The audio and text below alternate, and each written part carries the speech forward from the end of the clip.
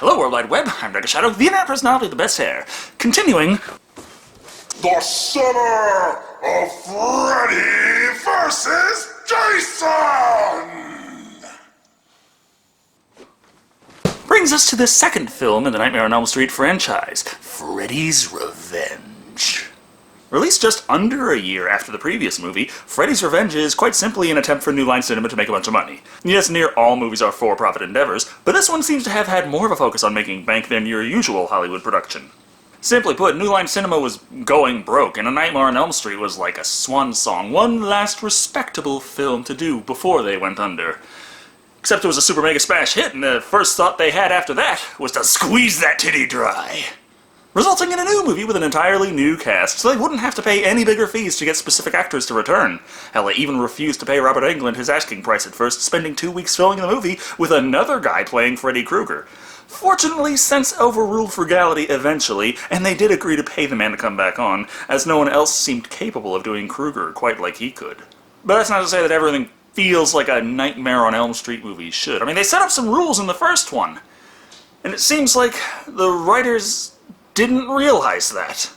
Freddy's Revenge, a title that still doesn't make sense to me considering he didn't lose, well, it stars Mark Patton as Jessie Walsh. Mr. Walsh is tormented by Fred Kruger, who comes to him in his dreams, not to kill him, but to possess him, 'cause that's what he does now. He also doesn't seem bound by the dream world anymore, he just does whatever the fuck this time around. Stuff we really need to get into detail about, so let's take a look at A Nightmare on Elm Street 2, Freddy's Revenge, and see what these new rules are. Or if they even exist.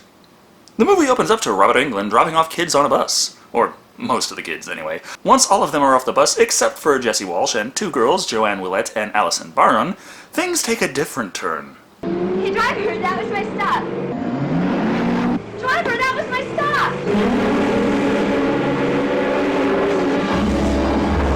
Off-road, bitches! Ha-ha! It seems like the driver is taking the 3 of them on a surprise field trip in hell. No surprises here. Robert Englund dons the makeup and transforms into Freddy Krueger, and using the seesaw functionality they're setting, prevents the children from escaping, allowing him to inch closer and closer to finish them off.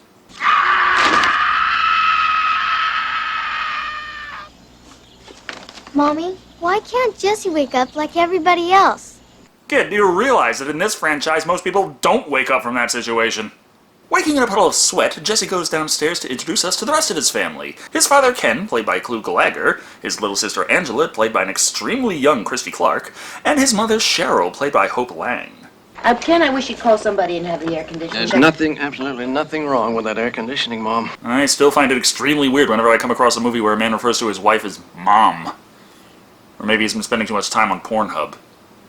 Or maybe I've been spending too much time on Pornhub. Can't stick around, though. He's got to head out the door and introduce another character, Lisa Weber. Who is Lisa? Kim Myers. You know, Merchant's present-day wife, Bobby, from Hellraiser 4. Here she plays Mr. Walsh's female friend of a plutonic nature. Sure, there's obvious romantic tension going on, but that doesn't mean it's actually getting anywhere. Are you getting any yet, Lise? Harry, he's my ride to school, okay? So what you're saying is, you're riding that man every day. This is movie high school, though, so fuck showcasing boring-ass English class or anything. Let's go to a baseball game so we can introduce more characters. Local jock Ron Grady, played by Robert Rustler, who slams his ball right into Walsh's face before Walsh gets revenge on the next one, touching Ron with his ball as he slips between his legs. Heads up play, Grady. According to some, this movie was intentionally written to have homoerotic undertones. I think undertones are supposed to be slightly less obvious in this. Ron's attempting to pound Walsh's ass in a slightly less pleasant manner, though, which means their coach, Mr. Schneider, played by Marshall Bell, must intervene and put their pent-up energy to better use. Assume the position! While still not making it any harder to turn it into something sexual. Guy gets his rocks off like this. Hangs around queer S&M joints downtown. Okay, now I'm just wondering when Creepy's gonna show up. Interestingly enough, considering Walsh has just moved into this neighborhood, the joint punishment next to Ron does give them time to spark up a friendship of sorts, though Walsh still doesn't much care for what the man has to say about his new home. Some chick was locked in there by her mother and she went crazy. She watched her boyfriend get butchered across the street by some maniac. And I don't normally have to complain about this, especially considering lately I've been avoiding the asylum like the plague, but Is it just me, or is the editing a little rough in this movie? Either way, Walsh doesn't believe him, but that night he wakes up again in sweltering heat and goes downstairs for a drink. Thing is, he notices someone sulking around outside, and upon leaving to investigate, finds the weird-looking man is actually in his basement. Returning just to make sure, he finds himself struggling against the intruder to keep the door closed. Thus, he must run to his father for help. Daddy can't help you now. Did Freddy just cock his hand? By which I mean... Never mind. However, Freddy does not kill Walsh. Again, very weirdly going on about how he needs the guy for some reason, and taking the time to do his best Mojo Jojo impression. Movie, you don't have to do the "it was all just a dream." It's A Nightmare on Elm Street. We know. That's not to say they don't throw a few curveballs. Look, Walsh falls asleep in biology class. In this dream, a snake curls around him. Upon waking up screaming, we find out that a snake really was curling around him. So, who knows what the fuck he was dreaming about. It's not important anyway. Right now, Walsh wants to take some time to get to know Lisa better, and they arrange to go out together for a while.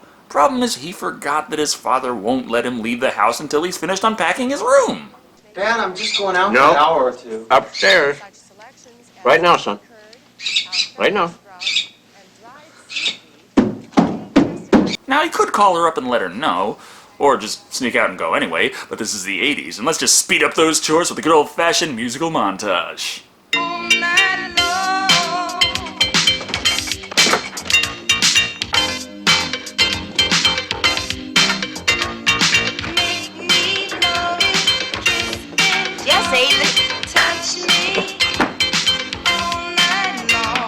While also putting yourself in as embarrassing a position as possible, which is a surefire way to summon your love interest to your location. It's the 80s, though, so she understands and they never bring this up again. Point is, now that she's here, the two of them can work together to finish organizing the man's room. While Lisa pokes around, though, something comes up. What's this? Oh, that's just our little book of retcon. To be fair, they never said Nancy didn't have a diary which she used to write down the events of the first movie, but it sure is convenient now, don't you think? Being done the rest of the work, the two of them huddle up to read a woman's ramblings about the man of her nightmares. Horrible, ugly, dirty. Under the sheets with me. Tearing at my nightgown with his steel claws. Sounds like having sex with Lewis Crandall. What, too obscure? Lisa can clearly see this is bothering Walsh, so he just explains that it's because Ron told him that the girl who used to live in his house went crazy, so no reason to get all worked up. Not until he wakes up in sweltering heat, that is. So damned hot, several of his belongings are melting away before his very eyes. Drawn into the basement, he discovers the claw glove of Freddy Kruger is still in the heater, and Kruger is still in the house. Go ahead, Jessie. Try it on for size. Yeah, the fingers are a tad long, and the big-ass hole makes the whole glove part very loose, and I got some big fucking hands here.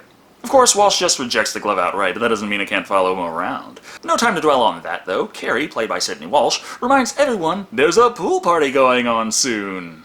Is your dad gonna be the DJ again? Mom's gonna try to keep him upstairs this time. Okay, I mean, I wasn't a teenager in the 80s, and I wasn't particularly popular in high school either, but is it really true that people just would, have parties all the time? Like, hey, it's a day that ends in Y. Pool party! Either way, Lisa thinks maybe Walsh has some psychic superpowers, and he should look into that. But before that can happen, when night falls, his house is again sweltering. It's so hot, not only will the people have trouble sleeping, but it looks like the pet birds aren't napping all that soundly either.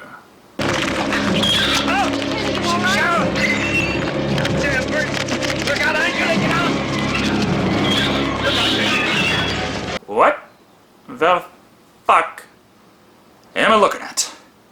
I know they said that this scene was inspired in part by the Hitchcock movie The Birds, but how the fuck did this make it into the final edit of the movie? Especially this part.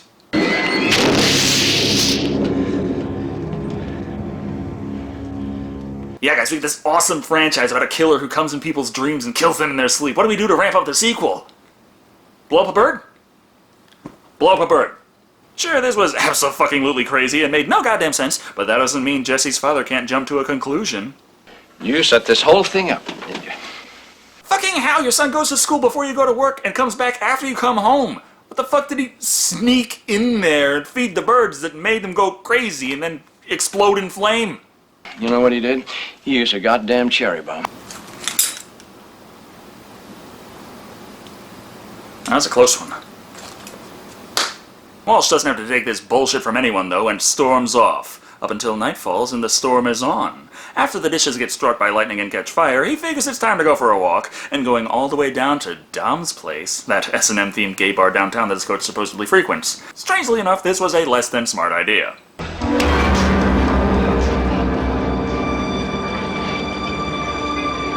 I mean, unless they wanted to take their Dom-sub relationship to the next level. And too bad for him, as Schneider's idea of making him hurt so good is by having Walsh run laps. I guess he really does get his rocks off on this. Hit the shower. You know, for walking through a rainstorm and sweating his ass off running laps, Walsh's hair is incredibly dry pre-shower. We're not done with Schneider yet, though, as suddenly the temperature in his office climbs insanely high, and before you know it, he's being bombarded by all the balls in the place. It's not the balls that are the problem, though.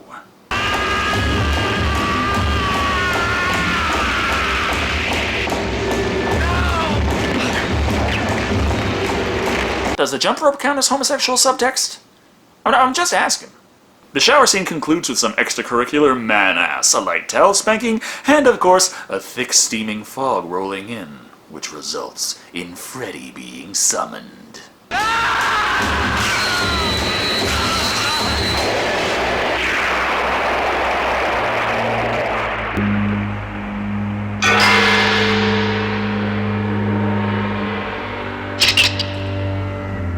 Look on the bright side, Walsh. You don't gotta go far to clean yourself up.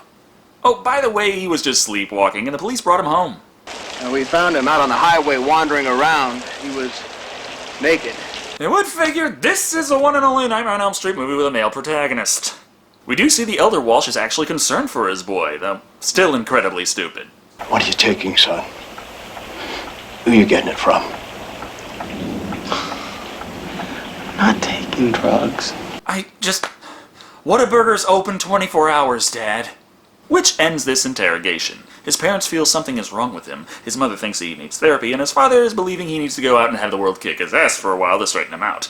But Walsh just wants to go to school. Slight problem with that plan. Seems something happened here. Shado got wasted last night. He must have been working late. Some maniac came in and sliced him up like a kielbasa. Packed him in the shower. He got bloody footprints all over the place. How the fuck did he leave bloody footprints in the shower? That's like the easiest damn place to clean up a crime scene. I'm not speaking from experience here.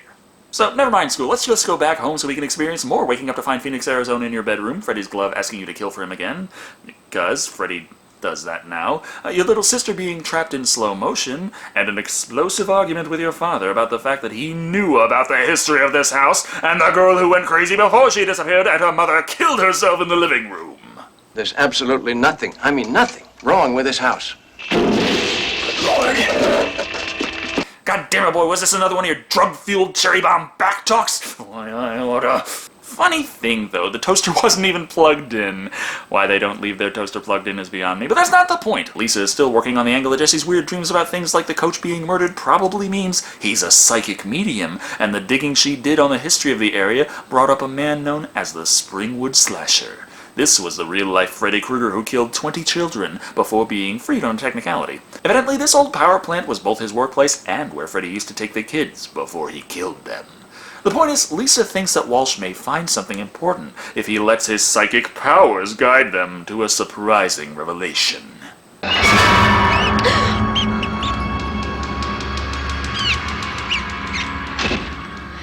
Nothing! Well, at least we know this place exists if they decide to run to it later.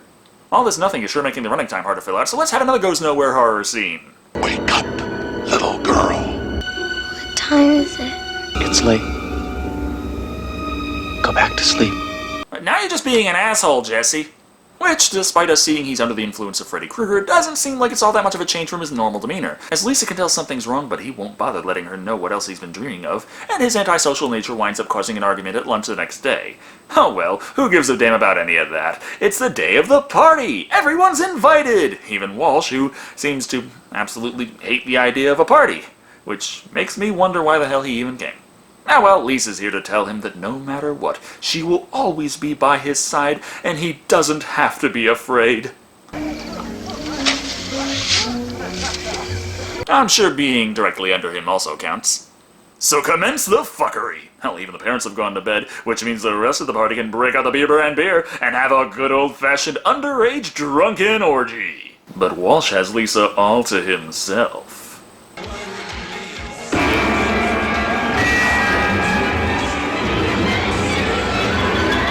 Oh, that's gonna come in handy. Eat your heart out, Gene Simmons. And of course, Jessie here won't stand for kinky supernatural sex and runs away from Lisa without explaining anything to her. Heading next door, he barges into Ron's house and his room to wake the man up and beg him to help. Walsh is terrified that he may kill again, but thinks if he sleeps here and Ron stays up to watch him, he can wake him up if anything seems wrong. Something is trying to get inside my body. Yeah, and she's female and she's waiting for you in the cabana. And you want to sleep with me. Honestly, Ron, who wouldn't? Now, you know, I could have sworn that would have summoned Crapey.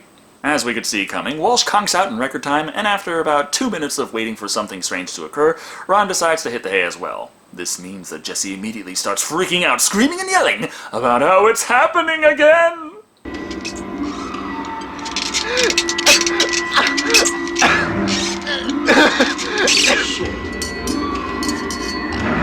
So, is he being possessed by the spirit of Freddy Krueger or Wolverine?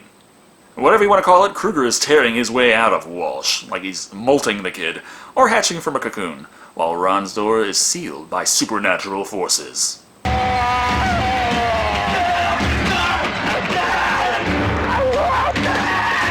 Ah, you beautiful, beautiful butterfly. In short order, Ron is picked up, slammed into the door, and killed with ease, right before Jessie snaps out of it and is left standing in the room with his friend's corpse, bloody glove in hand. So much for that plan. So hearing the sirens of the incredibly fast police on the way, Walsh rushes out the window, running towards the party to meet back up with Lisa. Jessie, my God, what happened? I killed him. I killed him. Jessie, my God, you're hurt. What happened? He's telling you he killed someone. You think maybe the answer to your question is that he killed someone? Jessie, this is not happening. It's got to be everything you've taken in. The Schneider, the diary, the glove. All valid points from a potential psychosis angle, if it weren't for the fact that the man is covered head to toe in blood. Eventually, though, she changes her position from "it's not real, you're just super cool and psychic" to "it is real, but it's Freddy, and according to the all-important diary, Nancy said nightmares can be defeated if you take away its energy." Jessie, she wasn't crazy. All this really happened. You can fight him. I'm not sure if you remember this part, Lisa, but Nancy fucking died. It's maybe not the best source of strategy. Unsurprisingly, this does nothing to help, and even though nobody is asleep right now, Walsh feels Krueger coming back, so he tells Lisa to run! Of course, she doesn't bother, because that would make this a pretty boring climax. Jessie? He can't fight me. I'm here. No! Not linens! Ah, my only weakness! Of course, as easily as Freddy kills, like, everybody ever, somehow Lisa is a bit too slippery, even if she's an idiot who thinks you can reason with Krueger. Jessie, help! There is no Jessie. I'm Jessie now. Well, and Freddy got a hell of a lot of homework waiting for you, so you better get started on that. Somehow Walsh is still inside Krueger, even though Krueger was inside Walsh, and the hell with it. Point is, he begs Lisa to kill him, and after Krueger attacks, she tries, but considering his origin story is how he was killed, that doesn't do all that much. I love you, Lisa. And in my opinion, that is like the weirdest shit in this whole damn movie. And that's saying something. Yes, even counting the fact that he doesn't kill Lisa because reasons. Then, leaping through the back door, he disappears. And then, this happens.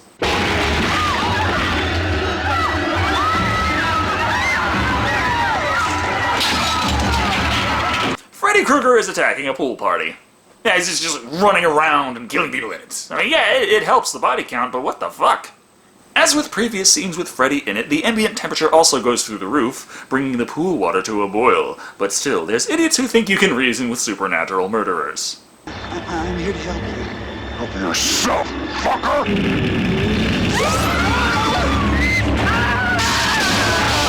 Damn, you know it's hot when the water catches fire. Lisa's father rushes in to take him down. Or say, fuck those hors d'oeuvres in particular. Lisa prevents him from connecting on the second shot, but also manages to end Kruger's rampage. Where'd he go?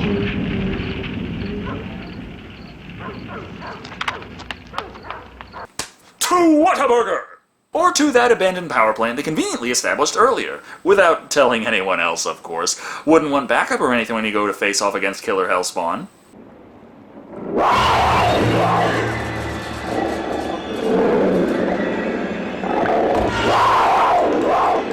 And what the fuck even are those?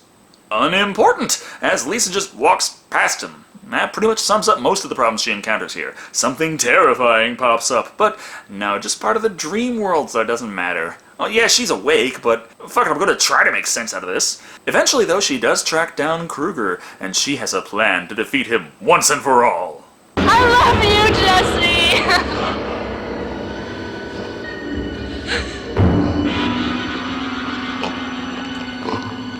Fucking power of love.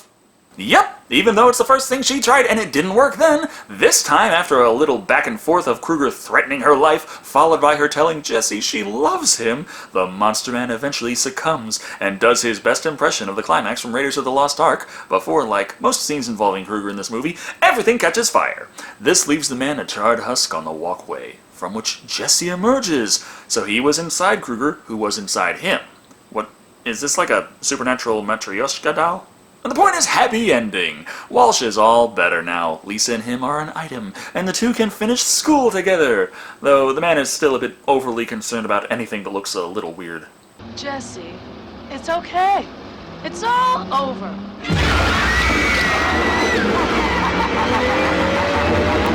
Oh no. There's a surprise bad ending. Ooh. Anyway, that was A Nightmare on Elm Street 2, Freddy's Revenge. It's, interesting. It's not necessarily a bad movie so much as a bad Nightmare on Elm Street movie. The concept behind a horrible creature that takes you over at night and forces you to kill your friends and wants to take you over completely, that is genuinely horrifying. It also sounds like the kind of thing you would expect out of a Wolfman or Jekyll and Hyde story, but not A Nightmare on Elm Street. Now, I don't know if everyone should be patting themselves on the back so much for adding homosexual subtext. I got no problem with the idea, but think about it. David Chaskin, the screenwriter, stated it was intentional in order to give the character more depth, and Freddy's possession of Jessie is seen as an allegory for a closeted homosexuality. When you see the scene where his parents say there is something wrong with him, his mother thinks he needs therapy, and his father thinks the harsh world will straighten him out, it works. When you take into consideration the secret he's holding is a force he doesn't agree with that wants him to kill his friends and family and is by definition evil, this idea doesn't sound so well thought out. Couple that with it being destroyed by him getting a nice girlfriend, yeah, need I say more. In this movie's defense, I will say I did have fun watching it. The acting is alright, and the setup, while it doesn't adhere to the rules set in the only other damn movie in the series that had been made at the time, does work for a creepy flavor of horror. I feel like it would have been much better served being its own movie, but as it stands while being below average, it still has enough fun factor to warrant two sweaty, manly characters enjoying some male bonding out of 5. And where the fuck is creepy? This is starting to really freak me out. Anyway, thank you all for watching. I've been Dr. Shado. And remember, it's incredibly easy to clean up bloody footprints from a public shower. I mean, not that you should, but it is.